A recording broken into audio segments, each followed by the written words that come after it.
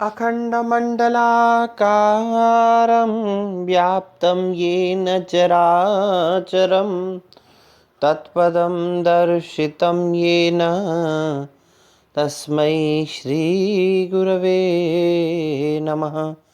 तस्मै श्रीगुरवे नमः। तस्मै श्रीगुरवे नमः। प्रिय विद्यार्थियों,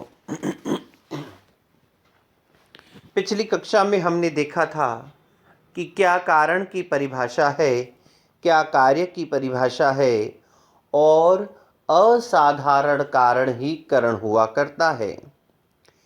इसके पश्चात हम देख रहे थे कि शास्त्रों में 3 प्रकार के कारण माने गए हैं, समवायी, असमवायी और निमित्त।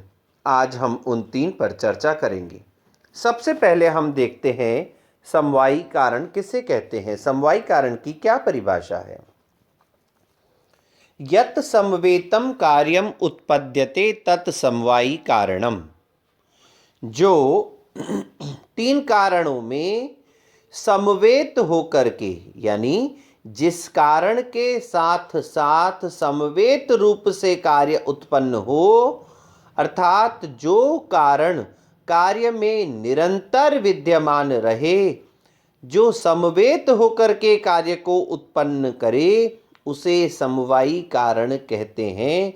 यानी जो समवाय संबंध से कार्य और कारण में विद्यमान रहे, यानी जिस कार्य और कारण के मध्य समवाय संबंध विद्यमान रहे, उसे हम समवायी कारण कहते हैं। अब ये समवाय क्या होता है। अयूत सिद्धयो संबंधस्तु समवायः। जो अयूत सिद्ध का संबंध होता है उसे समवाय कहा जाता है। अयूत सिद्ध क्या है, यानी एक के होने पर दूसरे का रहना और एक के न होने पर दूसरों का न होना। यथा तंतवः पटस्य, जैसे तंतु जो हैं वो पट का समवायी कारण है। इन दोनों का संबंध कैसा है, अयूत सिद्ध संबंध है। कैसे, यानी मान लीजिए तंतुओं के द्वारा निर्मित करके पट का निर्माण किया गया। उस पट से हमने एक शर्ट बनाई। अब शर्ट क्या है, पट है और तंतु है, धागा है। अब आप शर्ट को आग लगा दीजिए तो क्या धागे बचेंगे? नहीं। और अगर धागों को नष्ट कर दो, धागों में आग लगा दो, तो शर्ट बचेगी क्या?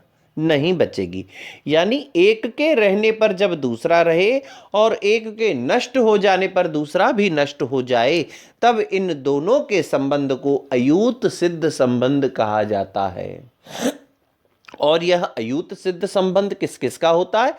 अनेक पदार्थों का होता है। जैसे तंतु और पट का संबंध है, जाति और व्यक्ति का संबंध है। जाति को नष्ट कर दें तो व्यक्ति नहीं बचेगा और व्यक्तियों को नष्ट कर दें तो जाति नहीं बचेगी।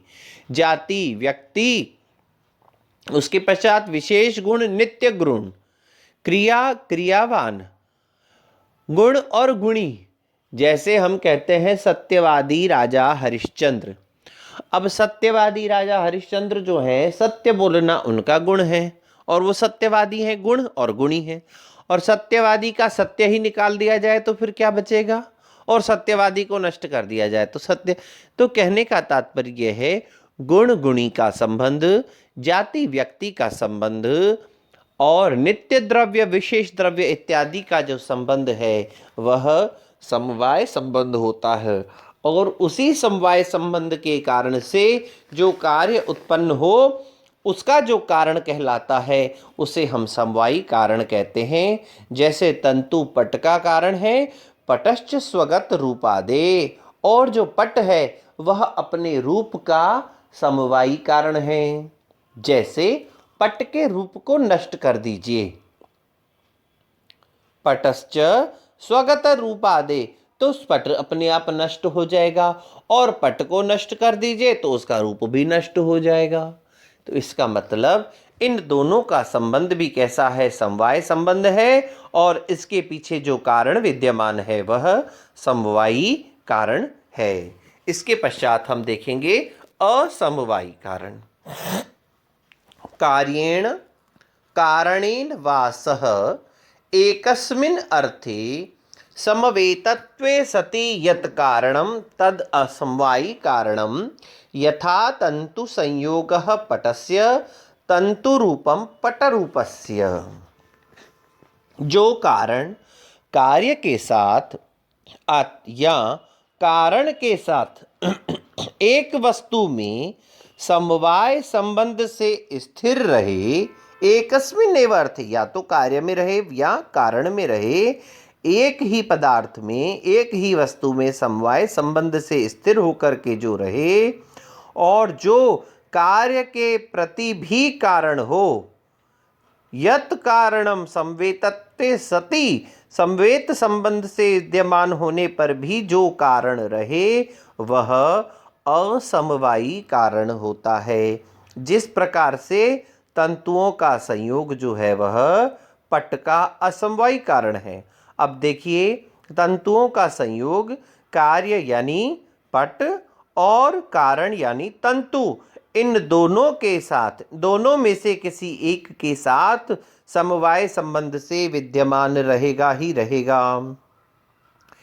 इन दोनों में से किसी एक के साथ समवाय संबंध से स्थिर होकर के कार्य को उत्पन्न करेगा, इसीलिए इसे हम समवायी का असमवायी कारण कहते हैं। जैसे तंतुओं का संयोग पट का असमवायी कारण हुआ करता है और तंतु रूप पट रूप का असमवायी कारण है। अब तंतुओं का संयोग पट का असमवायी कारण है, यानी तंतु क्या हैं, वे कारण हैं और उस कारण का संयोग होकर के समवाय संबंध से स्थित होकर के वह कारण कार्य को उत्पन्न करता है, अर्थात पट को उत्पन्न करता है। अब देखिए, तंतु रूप पट रूप का क्या है, असमवायी कारण है। अब तंतु रूप कैसे, मान लीजिए हमने शर्ट के लिए कपड़ा देखा, तो शर्ट का कपड़ा कैसा है, पतला है और उसमें से साइड में आप देखें कोई धागा निकल रहा हो, तो उस धागे की जो स्थिति होती है, उस धागे का तंतुओं का जो रूप होता है वह पतला सा धागा होता है, बहुत सूक्ष्म जो है वह तंतु होता है। लेकिन अगर उससे मोटे किसी कपड़े को देख लें, हम शॉल इत्यादि को देख लें, तो उसका जो तंतु होगा वो भी पट है, लेकिन उसका तंतु जो है थोड़ा सा मोटा होगा। और थोड़ा सा आगे आ जाइए, एक बड़ा सुंदर सा स्वेटर उठा लीजिए। अब स्वेटर के अंदर जो ऊन लगी होती है उसका जो तंतु होता है, उस तंतु रूप को उठा लीजिए, उसका तंतु रूप कैसा है, मोटा है, तो स्वेटर कैसा बनता है, मोटा बनता है। तो जैसा तंतु का रूप होगा पट का भी रूप वैसा ही बनेगा। काले रंग का तंतु रूप है तो पट रूप भी कैसा होगा, काला हो जाएगा। काले धागे से सफ़ेद वस्त्र का निर्माण नहीं किया जा सकता है और सफ़ेद तंतुओं से श्वेत पट का श्याम पट का निर्माण नहीं किया जा सकता है। अब देखिए, श्याम पट सुनने में तो यूँ लग रहा है पट, श्याम पट यानी ब्लैक बोर्ड नहीं, यहाँ पट मतलब श्याम पट्टा नहीं कहा है, श्याम पट कहा है। श्याम पट मतलब श्याम यानी काले रंग का वस्त्र, तो सफ़ेद धागे से काले रंग का निर्माण नहीं हो जाएगा। तो हमने ये देखा, कार्य या कारण के साथ एक ही वस्तु में समवाय संबंध से स्थित होकर के जो कारण रहे उसे समवायी असमवायी कारण कहते हैं। जैसे तंतुओं का संयोग पट का और तंतु रूप पट रूप का असमवायी कारण होते हैं। इसके पश्चात एक और कारण आता है जिसे हम निमित्त कारण कहते हैं। उसकी क्या परिभाषा है, तद उभय भिन्नम कारणम निमित्त कारणम यथा तूरी वेमादिकम पटस्य। तद उभय भिन्नम, उन दोनों से भिन्न जो कारण है, उन दोनों से, किन दोनों से, यानी समवायी और असमवायी दोनों कारणों से भिन्न जो कारण है उसे हम निमित्त कारण कहते हैं। जो कारण न तो समवायी कारण है और न असमवायी कारण है, तदपि कारणम। देखिए, तर्क भाषा में इसकी परिभाषा क्या दी गई है, यन्न समवायी कारणम नाप्य समवायी कारणम तदपि कारणम। जो न समवायी कारण है न असमवायी कारण है किंतु फिर भी कारण है, वह निमित्त कारण होता है।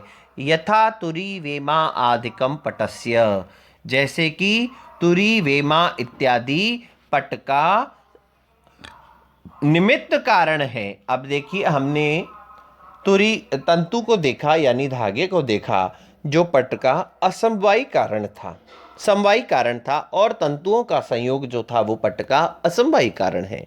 लेकिन ये समवायी और असमवायी कारण जिससे पट का निर्माण हो रहा है, उसके लिए भी हमें एक वस्तु की और आवश्यकता है, एक और कारण की आवश्यकता है, जिसे हम तुरी वेमा इत्यादि कहते हैं। यानी आज की तारीख में, ये पुराने जमाने की बातें अगर करें तो तुरी वेमा इत्यादि, जिससे तकुआ तकली इत्यादि कहा जाता था, उनसे पट का निर्माण। लेकिन आज तो बड़ी बड़ी मशीनें आ गई हैं।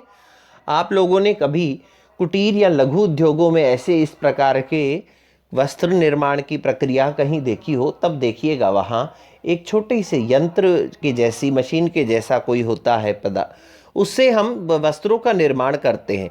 तो जिन भी पदार्थों से वस्त्र का निर्माण किया जाए, पट का निर्माण किया जाए, वे सब निमित्त कारण है। चलिए, और सब छोड़िए, वो आपने ना देखा हो, लेकिन स्वेटर बुनते हुए अपनी मम्मी को, दादी को, ताई को, चाची को सबने देखा होगा।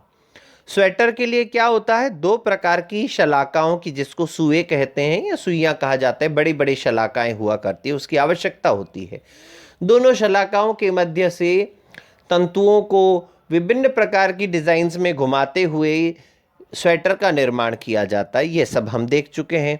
तो जो वो दो शलाकाएं हैं, दो सुए हैं, उन्हें ही हम निमित्त कारण मानेंगे, क्योंकि वह जो है समवाय संबंध से कारण के साथ में, कार्य के साथ में विद्यमान नहीं है। अब ध्यान दीजिए, उन शलाकाओं को नष्ट कर दो तो क्या वस्त्र नष्ट हो जाएगा? नहीं होगा। और वस्त्र को नष्ट कर दो तो शलाकाएं भी पड़ी हुई हैं। ध्यान दीजिए, हमने फैक्ट्री से, मशीन से कपड़ा निकाल करके लेकर के और खरीद लिया, और मशीन में आग लग जाए तो कपड़े का क्या होगा? और अगर कपड़े में आग लग जाए तो मशीन का क्या होगा? तो इन दोनों से भिन्न रहने वाला जो समवाय संबंध से नहीं रहता है, तद उभय भिन्नम कारणम निमित्त कारण कहलाता है, जो तुरी वेमा इत्यादि पट का निमित्त कारण होते हैं। अब आगे क्या कहते हैं, तद एतत् त्रिविध कारण मध्ये यद असाधारणम कारणम तद एव कारणम। तीन कारणों में, यानी समवायी, असमवायी और निमित्त कारणों के मध्य में जो असाधारण कारण हो, जो इनसे बिल्कुल विशिष्ट रूप से विद्यमान कारण हो, उसे ही कारण कहा जाता है। तो हमने देखा, समवायी कारण तो ऐसा संबंध है जो वस्तु के विनाश तक एक दूसरे के साथ रहता है, यानी एक के रहने पर दूसरे का रहना और एक के न रहने पर दूसरे का न रहना। जैसे पट और तंतु का संबंध अयूत संबंध है और इनका कारण समवायी कारण है। इसके पश्चात हमने देखा, कार्य या कारण के साथ एक पदार्थ में समवाय संबंध से रहने वाला कारण असमवायी कारण है। जैसे तंतुओं का संयोग पट का और तंतुओं का रूप पट रूप का असमवायी कारण है। और इन दोनों से भिन्न जो कारण है, जो न समवायी कारण है न असमवायी कारण है, फिर भी कारण है, वह तुरी वेमा इत्यादि पट का निमित्त कारण है। इन तीनों साधनों में जो सर्वाधिक साधकतम हो, क्रिया की सिद्धि में अत्यंत उपकारक हो, उसे ही करण कहा जाता है। अब इसके पश्चात हम 4 प्रकार के प्रमाण और उनके विषय में कल से चर्चा प्रारंभ करेंगे। सबसे पहले हम प्रत्यक्ष प्रमाण पर हम कल प्रारंभ करेंगे चर्चा। तब तक के लिए ओम शांति।